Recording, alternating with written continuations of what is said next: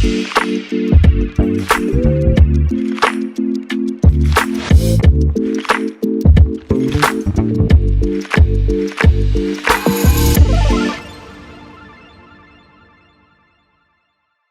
everyone, and welcome to episode 5 of the Brothers of the Half Circle. Today's topic is going to be to franchise or to franchise not. We're going to dive into just a little bit about our favorite franchises between movies, TV shows, video games, all of it. Before we dive into that, to my right we have Mr. Andy McGowan, and to my left we have Mr. Christian McClure. How are you guys today? Doing great. Great. Yeah. Good. And I also want to take a second to thank Sharpened Iron Studios for letting us do this today, giving us a place to make our show, make our podcast. Mr. Christian actually works for Sharpened Iron Studios. Can you tell us a little bit about what y'all do, what they do? So we're a movie studio here in Amarillo, Texas, but we don't not only make movies right now. We do. We have a TV show, a kids TV show that has been worked on. Yeah, I'm trying to think of if I can. That's what I can say, but say what you can say. Okay, and then we've done commercials, we've done live events. There's a lot that we've done, and the nice thing too is we also do rentals. So not only can you rent this space, you can rent the equipment needed to either make a film, short film, commercial, whatever you need. We have, instead of spending thousands and thousands of dollars on equipment, you can rent it for a couple hundred or a few hundred or $40, $50, depending on whether you need lights, whether you need a camera, whatever you're needing. But it's just one of those of having access to it in a small town like Amarillo is really really awesome, because there's plenty of things that I could film or other people would like to film, and just being able to have access to more cameras that are, I think we have 2 cameras here that are Netflix certified. Really? So there's a list that Netflix puts out for what cameras are able to be used, and 2 of our cameras are on that list. So having something that you can rent something from us, nice, that when you use that to film, you now are able to put that on a platform like Netflix because you are using a certified camera. That's pretty cool, and I don't feel like a lot of people in town really know that this place is here, or if they do know it's here, I don't think a lot of people know what is done here. So that's really good. That was really informative. Thank you. Okay, so getting into today's episode, first topic we're going to be talking about is going to be what makes a franchise successful versus what makes it fail. So first up, Christian, what is your favorite franchise right now? Oh, that's and hard. Why is that successful? So, I've got some favorites that are, of course, video games and television and movies. Probably one that I've really enjoyed, Bad Boys. Really? Okay. So, we 1, 2, and 3. There hasn't been a bad Bad Boys movie. I agree. And so they're all good boys. I just had to make that joke. I do enjoy the Fast and the Furious franchise, and while it's had its hits and misses, for it to go on 10 movies is incredible. And then video game franchise, I love Horizon. I love the Breath of the Wild into Tears of the Kingdom. Oof. And there are some franchises that were great that have had some misses.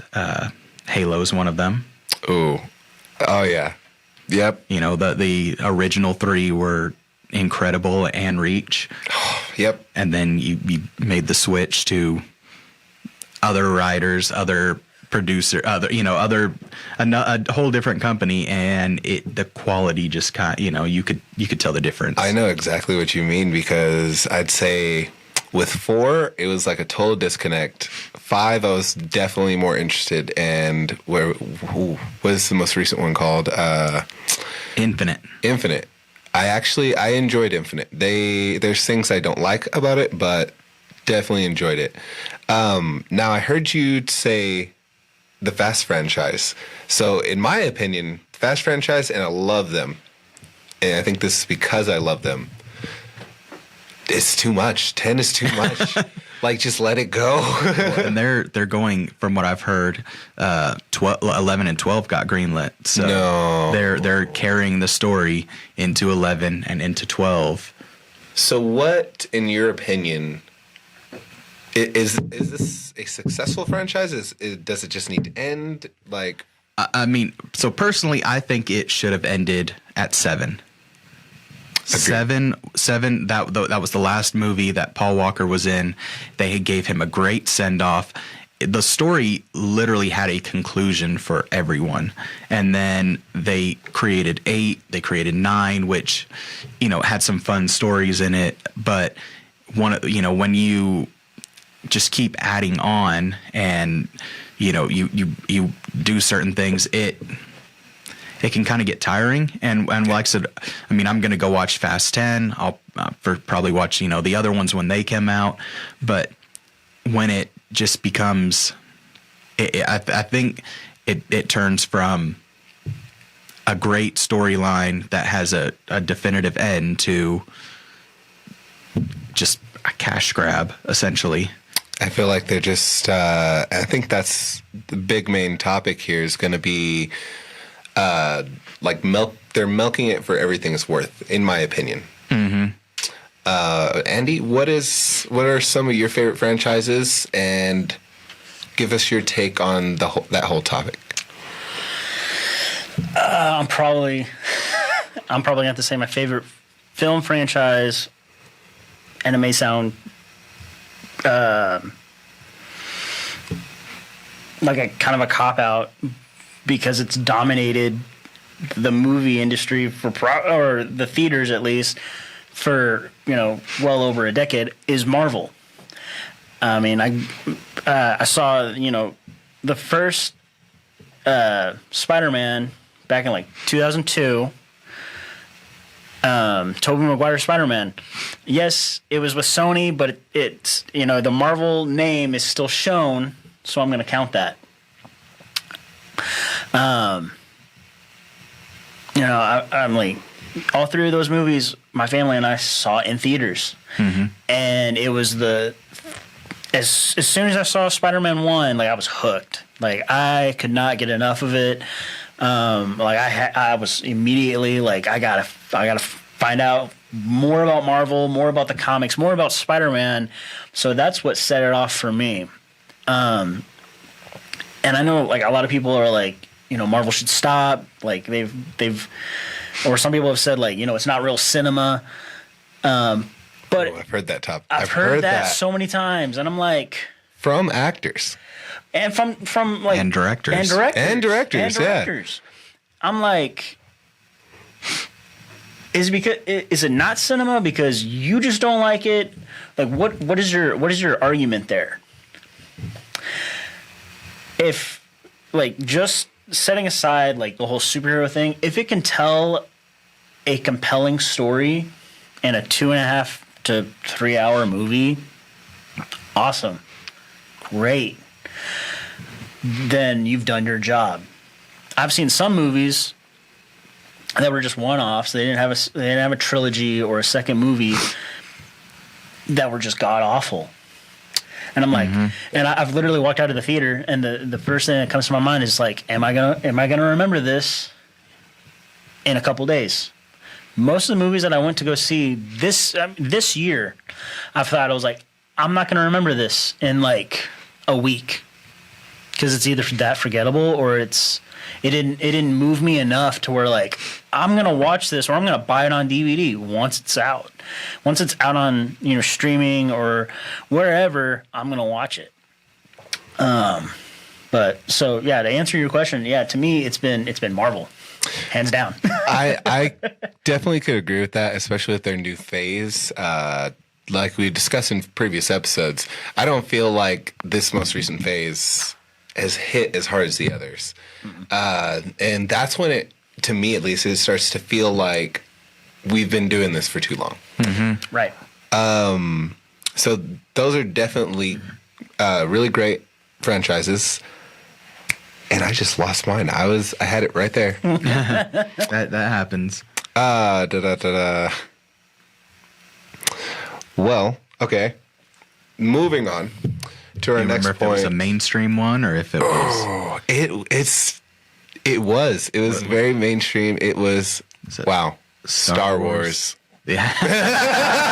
It was Star Wars. How do you forget Star Wars?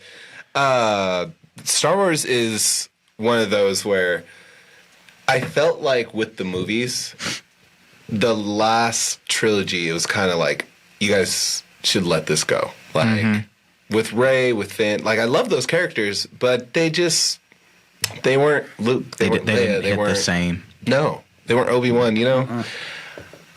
But they kind of started to redeem themselves with the shows and with the games. Right now, we kind of talked about this playing through that new Star Wars Jedi Survivor.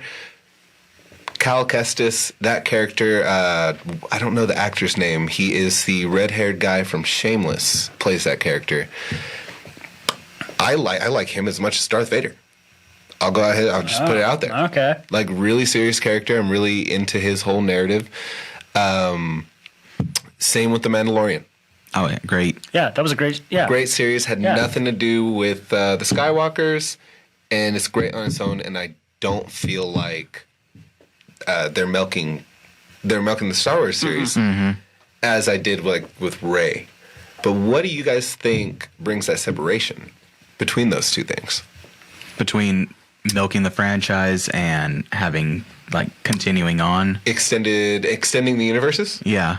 I think like Star Wars is a great example of, you know, adding into the universe where, you know, the worst part is they had plenty of story to go on and Disney cut it out. You know, they had all that, you know, they had the, you know, extended the whole, so many different stories. But when you go into, I think the nice thing about shows like The Mandalorian, shows like Ahsoka, you know, they're telling stories that, you know, are unique, that are, that do, while they have familiar characters in it, so you can still relate to them, but they also touch back on, you know, previous movies and, you know, but I think the issue does come in where, like right now, they're really hard on staying right before the, you know, the originals or right after, and so far there hasn't been a direct connection between, you know, from Obi-Wan to, Obi-Wan I think had an alright connection to to 4, but you know, you got Mandalorian, Boba Fett, any of those that. They're not pointing towards the sequels. Yeah. Now, they haven't completely shut it off to where it can't. And there's been some teases of if they do, like, the cloning and things like that, that can relate it. But you haven't seen the First Order. You haven't seen any of, you know, they haven't, you know, Luke hasn't started training Kylo. So there's a lot of, you know, stuff that in that franchise that is great, and it's like you said, I like the stuff that expands upon the initial story. It's why, you know, on video games DLCs come out, and again, there's great ones and there's not so great ones, but they expand upon, you know, the stories and add even more that, you know, weren't originally available.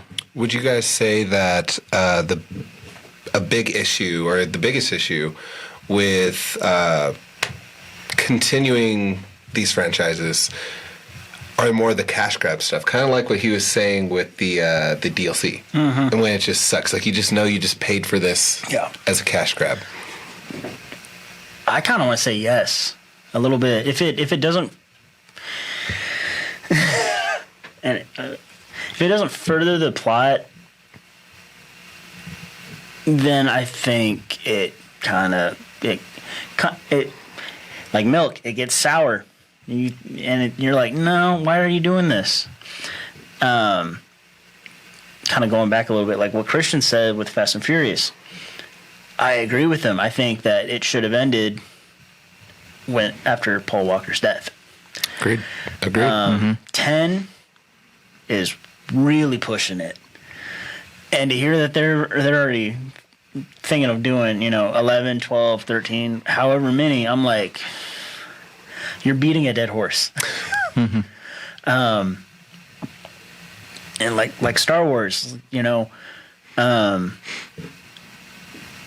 yes, different age groups grew up with certain trilogies. Like I grew up on 1, 2, and 3. Yes. Our parents grew up on 4, 5, and 6. Yes. With that, I think it tries more to hit a certain demographic. Ooh, I didn't think about that. See? So, okay. A buddy of mine and I were talking the other day, actually, about that exact topic and how 1, 2, and 3 are my personal favorite of those 3 trilogies. Same. Because of that. So, like, do you think the younger generation is like, Ray? I just love Ray and the group. Those are my people. There are some that love Ray and that for some reason love 7, 8, and 9, and it's one of those of some of them may not have watched the originals to get the full story. There's some that it's like that was their introduction into this world. And some of ours may also be clouded as well. One of my favorite quotes from The Office is, nostalgia is a powerful thing. It's like the most powerful. It's what the last 5 years of entertainment have been built on, in my opinion. True. And I think that, you look at any commercial out, you look at any movie, and a lot of the stuff that they're putting in either relates to our generation or younger. You look at a lot of the commercials now, and they have, rewritten, remixed 90s songs. Yes. But with the original the original artist. But when we were growing up, it was in the 90s, early 2000s. It was the same thing for our parents, or if you have older siblings or things like that. They were using people from the 70s, 80s, movies like that, and to where they were relating to where, like, if you were wanting to buy something or wanting to go to a movie, you knew those characters. Exactly. And well, this is kind of perfect. Segueing into our next topic is reboots. So what were, how do I say, what was a good reboot in your opinion that came out recently, and then what was a reboot that you saw the trailer and you were just like, why are we doing this? I think the perfect franchise to talk about in terms of reboots, Ghostbusters. Whoa, okay. Oh, I forgot about Ghostbusters. Are you? Oh, go on. Okay, so the newest one, Afterlife, I really enjoyed, and it completely connected to the original one. Yeah. But then you go back and you watch the 2016 one. Wait, did Afterlife come out? Yep. Yep. I missed that. I completely missed that. Okay, you need to watch it. But the 2016 one, the all-female led one, which it was one of those where the humor didn't hit the same, and they, the fact that it didn't connect to the originals, but they tried to basically reboot it but with different characters, is one that didn't, I don't think, fits well. And I don't know, it like, if you want to know how bad that movie was, it's in my library of Google Play because they gave it out for free. Okay, I was like, please don't tell me you spent money on. No, like all of a sudden I looked one day. The same thing. Like, Okay. Did you spend money on it? No, I looked one day and I see it in my library, my Google Play library, and I'm like, I didn't buy this. Where did this come from? But so it's one that when a movie is given out, you're like, is it really that good? That is definitely my question. Like, definitely no shame to them. Like, there were definitely, a lot of love and care probably went into that movie with the writers and actors and everything. And they probably definitely thought they were making the best choices at the time. Yeah. The direction they wanted to go, it just wasn't well received.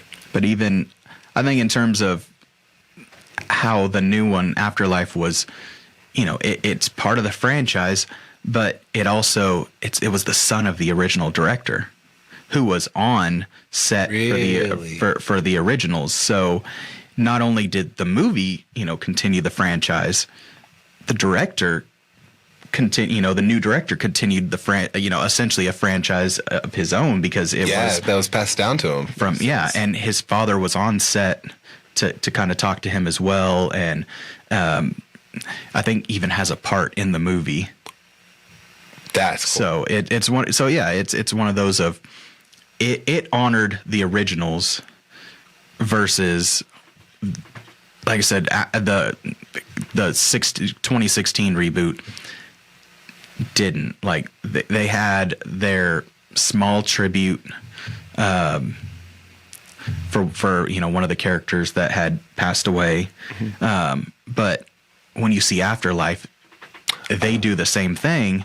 They have a tribute as well to that character, and it just hits so much more. It's like that difference of where we talked about in a previous episode of the AI didn't get emotion. Yes, and that's where it feels, where you had you had the originals that were funny, that were you could tell certain things were probably ad-libbed and added, and it was just even body language. Like one of the best ones that I've seen brought up was in the first Ghostbusters. They're riding an elevator and they turn on the proton pack and they say, hey, this has the power of, essentially. It's nuclear, essentially. Like there's a lot of energy that goes into that, and as soon as he turns it on, and they hear the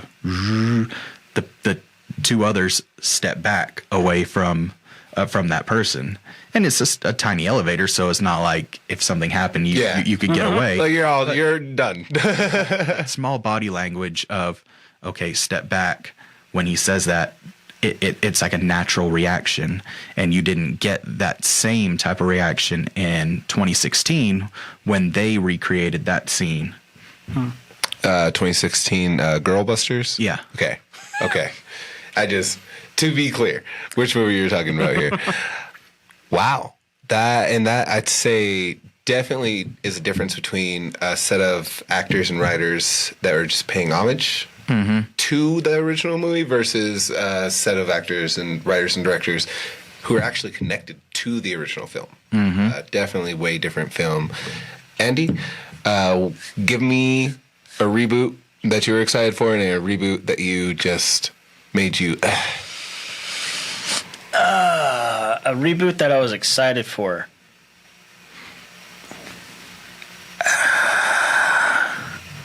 I don't know what it is, but I'm drawing a blank. So I'm going to start with... I did put you on the spot. You did. I wasn't thinking. I was listening. I don't know, man. I will start with a reboot that really... And it's in the forefront of my mind, and I will repeatedly say that movie was terrible, was the reboot of Fantastic Four. Or Fan Four Stick. Oh gosh. Wait, with Michael B. Jordan? Yes. You can't go wrong with Michael B. Jordan, though. You can. He was redeemed as Killmonger. We'll say that. But I went in thinking, okay,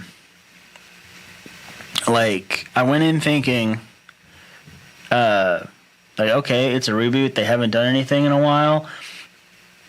That's fine. Not knowing fully like why they pushed a reboot to begin with. They were about to lose, from what I heard, they were about to lose the rights to Fantastic Four, which is why. What? Yeah, because they hadn't done anything with them in so long. They did Fantastic Four, the first one, and then Rise of the Silver Surfer, and then after that, nothing. Who is it? Sony? Fox. Fox, I think, owned the rights to Fantastic Four. That's right. X-Men. Mm-hmm. Well, so because I think Rise of the Silver Surfer came out in, I don't know, probably somewhere between, I think 2008 and like 2011. I'm just spitballing here, but after that they didn't do anything. Well, That's true. Then for years, they like hit the reboot button and just threw together a mess of a movie. I can't tell you how much I hate that movie, because I remember walking into it being like, okay, this is something new. It visually looks stunning, but I want to know what we're about to get. Is it going to be as good as what we got before, or is it going to be a full reboot?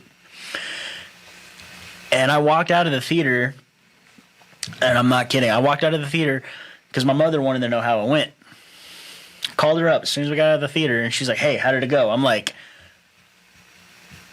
was like, that was a terrible movie. Don't waste your money. Don't waste your money. Don't waste your time. It's not a good movie. Point blank, it's not a good movie. Don't see it. Don't waste your money. I'm mad that I wasted my money. Don't go see it. And that's to me, I was like, I will never. If anyone asks me, I will say, here's the movie in 5 seconds. Dang. Done. And that's bad if you can break down a movie in 5 seconds. Yeah. That's bad. That's bad. So I remember I always have like the weird opinions. I feel like every show. I liked that movie up until a point. I'd say like once we got to the if we break it into thirds, once we got to that third. Yeah. Just the final conclusion. Yeah. What was happening? Yeah. Why did this guy just randomly get these powers and now he's on the moon trying to destroy everything? There's a portal. Right. Well, and I mean, it's a good example of having good actors that, or even, the actors themselves play their roles well enough. Yeah. But when you put it in a total story, it's not that great. I mean, another example of that would be Ant-Man: Quantumania. I haven't seen it yet. So Kang, the guy, Jonathan Majors, which I know he's in some trouble right now, but in that movie, he shines. Like, he was so great in it. He kills it. That's Kang. But the overall story just didn't hit the same as, the others. It suffered from the Marvel curse that I think, Phase 4 wasn't great. Now we're in 5, and I think that was the movie that was still suffering from that. Mm. Do you think they'll turn it around? I mean, Guardians was great. It brought them back to like the earlier phases where you had that excitement. That excitement. It was fun. Like there was never a part in the movie where I was just like, when is this gonna end? I enjoyed it. Did you think that about any of the previous Marvel movies? There's been a couple that I was just like, it's all right, but it could be better. And yeah.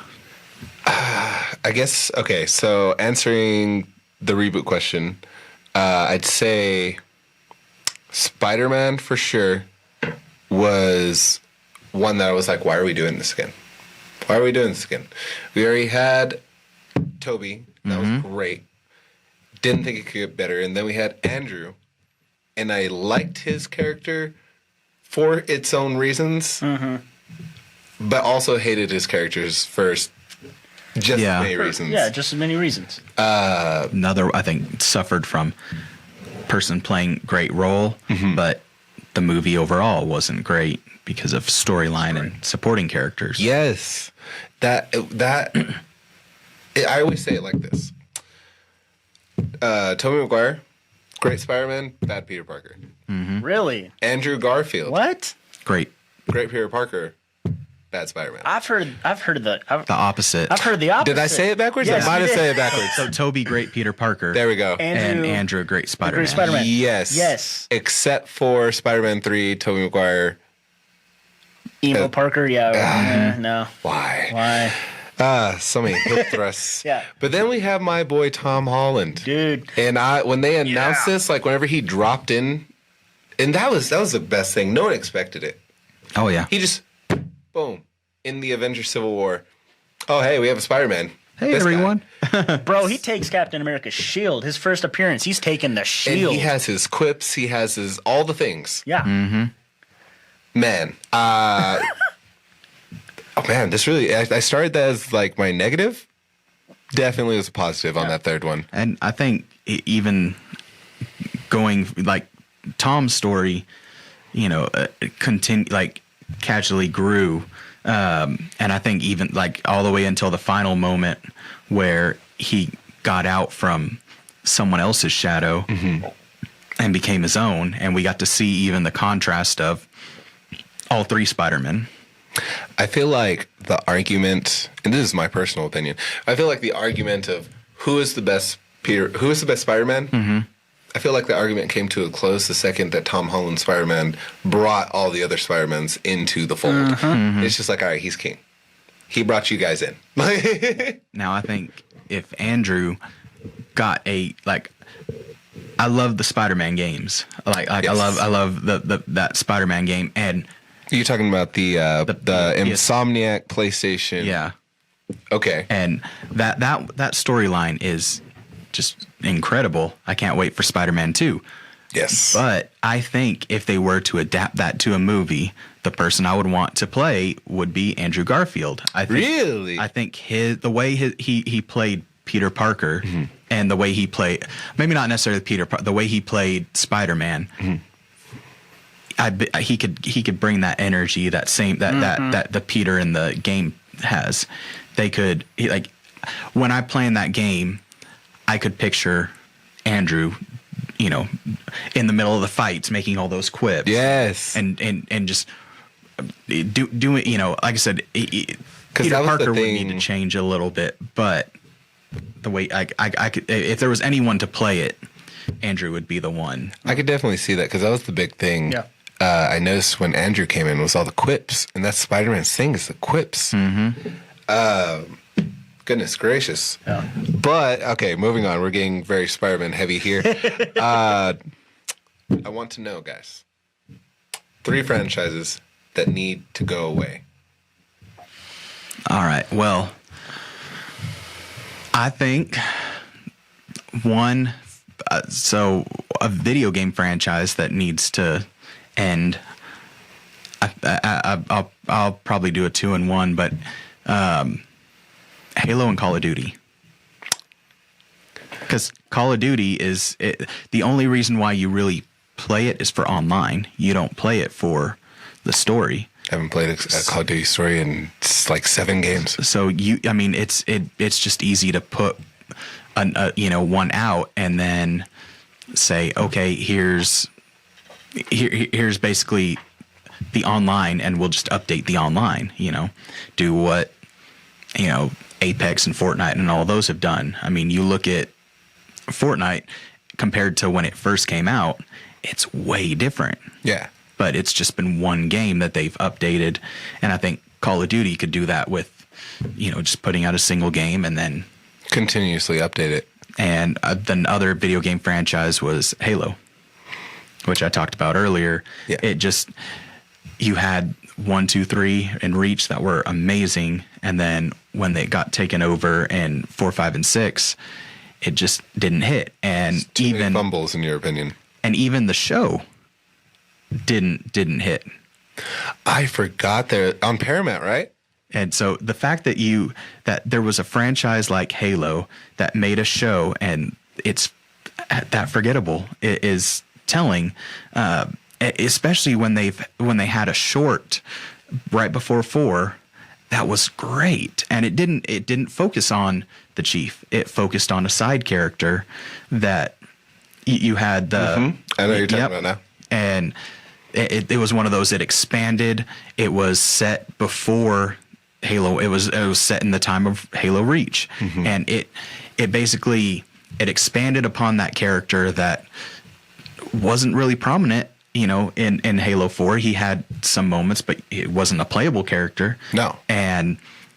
But then, when the Chief came into that, towards the end, it was one of like, okay, this is the Chief from the games. Like, this guy it's getting these grunts. He's getting the hunter. Like, you just can feel like, oh man, I want to see more of him. And then you watch the show, which came out way later, but you're just like, he has some cool moments, but then he's not the Chief that we grew up with. He's not that. Yeah. And that was the big thing with the new Halo game. I'd say there's one like moment in that game where I was like, that's Master Chief. That's Master Chief. But the rest of the game, it was just like, okay, it was another shooter. Andy. What was the question again? We're going to ask 3 franchises that you think need to go away. That need to go away. Okay. Fast and Furious. Yeah. Agreed. Just point blank, Fast and Furious. I think they're like the biggest. Like, we've already talked about them several times today. Fast and Furious. Star Wars. I think like they're overdoing it. Go on. I'm talking movie wise. It needs to stop. Okay. You can do your Mandalorian. I'm with him now. The Mandalorian. I haven't seen this. I waited till the most recent season of Mandalorian is fully on Disney Plus. Now I'm going to start watching it. Same. But I'm talking movie wise. Like, I'm talking like live action, big screen movie. If they adapted, Need to end. I agree. Yeah. If they adapted, though, Jedi Survivor and that whole storyline to live action, they have the actor already set. And yeah, I can't. If they made a Jedi series game, movie. And if you remember, like Knights of the Old Republic, those games hit. So if they did, a live action around that time, it could really. So I think Star Wars could continue, and there's plenty of places that I think would just make it amazing. It's just not following their last 3 movies. I think what Andy's really saying is like, we just need to stop talking about the Skywalkers. Yeah. Like, we just need them. There's more to Star Wars than the Skywalkers. More, yes, I will say that. There's way more. That's for my 3rd. I just had it. Wow, I totally lost it. I'm probably gonna end it on that because I can't. I had it and then I lost it. But yeah, I think those are the top 2. Those are my top 2 biggest ones that I think should just be done. All right, I don't think you guys are ready for this. Just straight out the gate. Batman, Superman. I don't want to see them anymore. I've seen too many. We've had too many. We've had like 8 Batmans. Like, why? True. I'm done. We've had like 6 Jokers. Superman, that dude who played the Atom in the TV series. He was Superman. Yeah, he was Superman back. Yeah, like forever ago. Yeah. Now we have Superman, Lois. We have him. We have goodness gracious. You had Christopher Reeve. There we go. We've already had. Oh my God! Why? Just everything's. I'm so forgetful today. Big guy, muscly guy, Witcher. Henry Cavill. Henry Cavill, yeah. Just there's so many. I just need to stop because Yeah. we were gonna have a new one. Yeah, that's And- right. It's coming again. It's yeah. Yep, that's right. I mean, there have been some people who were who had the chance to play Superman that, I mean, yeah, I'm glad they passed. Nicolas Cage. Yeah, exactly. Nicolas Cage. Oh my gosh. And then like there's other like I'd say Batman and Superman definitely tie for first in my opinion. For the reasons I've said. But my top dog, I mean my third is going to be The Matrix because I never thought I was going to have to bring that up. And they made a movie about how they didn't want to make the movie.